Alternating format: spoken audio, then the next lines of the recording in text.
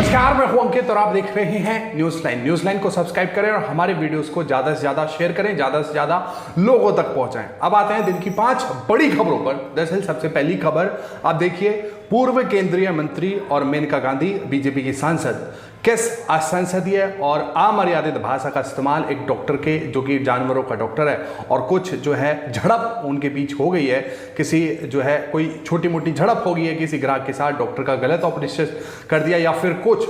लेकिन आप देखिए किस लहजे में और किस भद्दी भद्दी गालियां वो डॉक्टर को दे रही हैं। और इसी के खिलाफ आज जो जानवरों के जो डॉक्टर होते हैं उनके एसोसिएशन ने जो है एक हैशटैग भी ट्विटर पे चलाया, हैशटैग बॉयकॉट मेनका गांधी, और जगह जगह विरोध प्रदर्शन भी किया।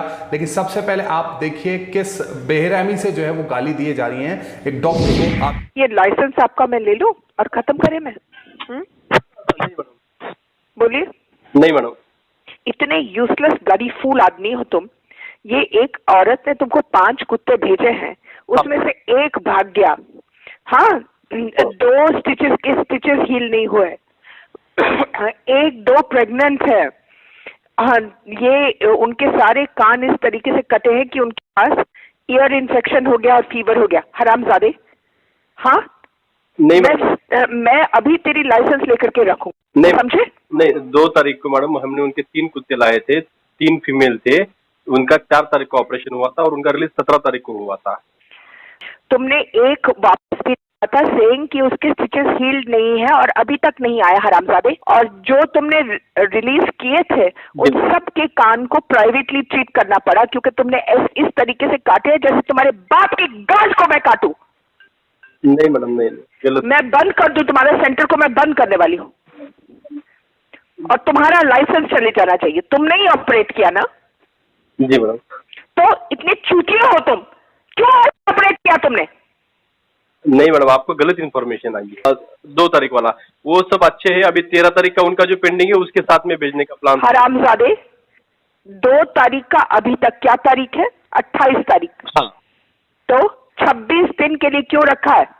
उसका स्टिचेस का स्टेटस मैं आपको बोलता हूँ मैडम। क्योंकि तुम घटिया सूचर्स इस्तेमाल कर रहे हो। नहीं, उसके साथ दूसरा, तुमने ये कान तुमको काटना नहीं आता तो मत काटा करो, हरामी।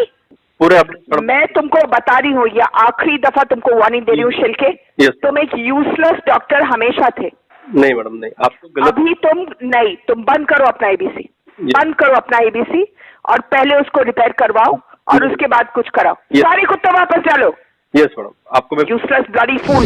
ये ऑडियो दरअसल सोशल मीडिया पे काफी वायरल हो रहा है जब से ये ऑडियो सामने आया है, और किस भद्दी भद्दी गालियां दे रही है, किस लहजे का इस्तेमाल कर रही है मेनका गांधी, ये अपने आप में ही बहुत ही शर्म की बात है। तो इसी खबर उत्तर प्रदेश से ही। उत्तर प्रदेश में कुर्सी को लेकर उठापटक तो जारी है, योगी और शीर्ष नेतृत्व के बीच खींचतान जो है लगातार जारी है।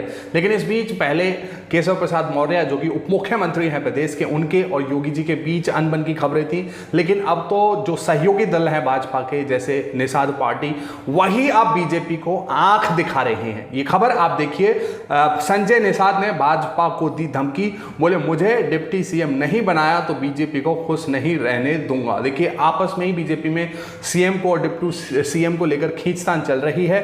लेकिन अब जो है सहयोगी दल, जो छोटे छोटे दल हैं, वो बीजेपी को सीधे चुनौती दे रहे हैं। खबर आप पूरी देखिए। केंद्र और उत्तर प्रदेश की सत्ताधारी पार्टी भाजपा को उत्तर प्रदेश विधानसभा चुनाव के पहले कई तरह की अटकलों का सामना करना पड़ रहा है। अभी मुख्यमंत्री पद के चेहरे के लिए पार्टी के भीतर ही असहमतियां चल रही थी कि भाजपा की समर्थक निषाद पार्टी के प्रमुख संजय निषाद ने भाजपा को धमकी भरे अंदाज में खुद को 2022 के चुनावों में उप मुख्यमंत्री पद का चेहरा बनाने की बात कही है। संजय निषाद का कहना है कि भाजपा ने 2017 चुनावों में उन्हें वादा किया था कि उन्हें कैबिनेट में पोस्ट और राज्यसभा में सीट दी जाएगी, लेकिन भाजपा ने ऐसा कुछ भी नहीं किया है। इसलिए संजय निषाद ने इस बार विधानसभा चुनावों के 8 महीने पहले ही भाजपा से उन्हें उप मुख्यमंत्री पद का दावेदार बनाने की मांग की है। तो छोटे छोटे जो सहयोगी दल हैं भाजपा के, वही सीधे अब चुनौती दे रहे हैं। तो स्थिति आप लगा लीजिए कितनी दयनीय है भाजपा की उत्तर प्रदेश चुनाव को लेकर। और अगली खबर भी उत्तर प्रदेश से ही है। AK शर्मा, अरविंद कुमार शर्मा, जो कि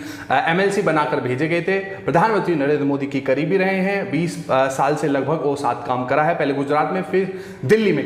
उनको MLC बनाकर उत्तर प्रदेश भेजा था, लेकिन उनको CM यानी CM के दफ्तर में डिप्टी CM बनाना चाहते थे प्रधानमंत्री नरेंद्र मोदी, लेकिन योगी आदित्यनाथ इस पर अड़ गए। अब ऐसी अटकलें जो है दोबारा शुरू हो सकती हैं कि AK शर्मा को जो है कुछ अच्छा पद सरकार में दिया जाए। तो जो दीपक शर्मा है वरिष्ठ पत्रकार हैं, दरअसल इन्होंने कुछ दावा किया है। तो AK को लखनऊ में स्थापित करने का दायित्व पहले शाह की मजबूत लॉबी को दिया गया था, पर लॉबी जब विफल हुई, अब यह जिम्मेदारी खुद शाह ने ले ली है। केंद्र के कथित बड़े मंत्रियों से कहीं ज्यादा ताकत आज मुख्यमंत्रियों की है, और ये दरअसल किस परिप्रेक्ष्य में उन्होंने कहा है, चाहे वो येदियुरप्पा हो, शिवराज सिंह चौहान हो, असम में जो है हेमंत बिस्वा शर्मा हो, जिस तरह से वो अड़ गए, तो इससे ये दिखाता है कि प्रधानमंत्री नरेंद्र मोदी और अमित शाह, चाणक्य कहे जाने वाले, अब दरअसल उनकी बात में उतना दाम नहीं रहा है।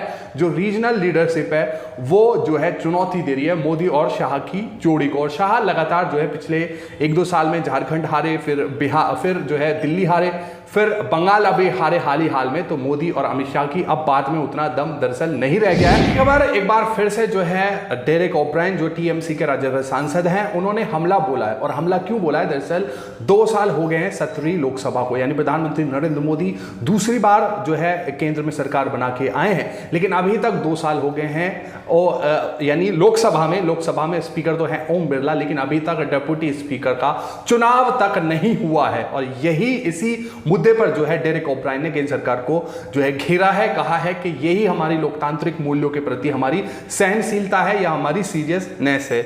देखिए इन्होंने दरअसल लिखा है, The current Lok Sabha still does not have a deputy speaker. The average time for election to this post is 2 months. It's been 2 years since BJP formed government in 2019. Still no deputy speaker. यानी तकरीबन 2 महीने के आसपास, तकरीबन 2 महीने में जो है डिप्टी स्पीकर का चुनाव हो जाना चाहिए, लेकिन 2 साल हो गए हैं, अभी तक जो है केंद्र सरकार ने डिप्टी स्पीकर का चुनाव या फिर नहीं बनाया है उनको। तो इसी को लेकर जो है जबरदस्त हमला बोला है, mockery being made of parliament, और किस तरह से संसद का जो है मजाक उड़ाया जा रहा है।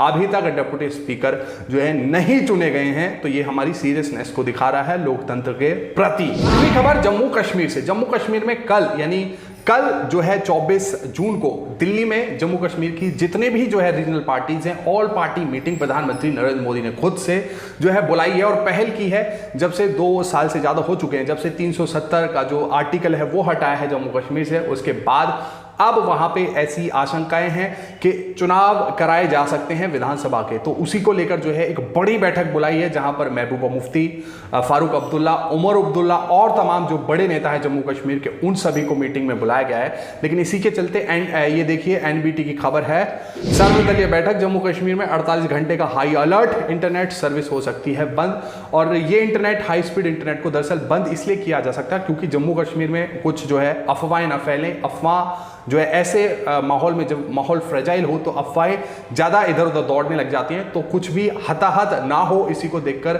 वहाँ पर हाई स्पीड इंटरनेट को बंद किया जा सकता है। और कल की जो बैठक है वो बहुत ही क्रूशियल है, क्योंकि पूरी जम्मू कश्मीर की लीडरशिप को बुलाया गया है। और इससे पहले आपको याद होगा, चाहे वो अमित शाह हो, चाहे वो प्रधानमंत्री नरेंद्र मोदी खुद हो, लगातार जो वहाँ की लीडरशिप है उसको जो है कहते रहे कि ये इर्रेलेवेंट है, लेकिन प्रधानमंत्री बार बार जो है थूक कर चाटते हैं। अब देखिए, जिनको इर्रेलेवेंट बुला रहे थे, पहले तो उनके साथ सरकार चला रहे थे, महबूबा मुफ्ती के साथ PDP और BJP की सरकार बनाई, फिर उससे भी दाल न गली तो 370 हटाया, फिर उसके बाद अब देखिए उन्हीं को गाली दे रहे थे, अब उन्हीं को जो है बातचीत के लिए मेज पर बुलाया जा रहा है। तो इन खबरों को लेकर आपकी जो भी राय है नीचे कमेंट बॉक्स में जरूर लिखें, साथ ही साथ हमारे चैनल को भी आप सब्सक्राइब करें। शुक्रिया।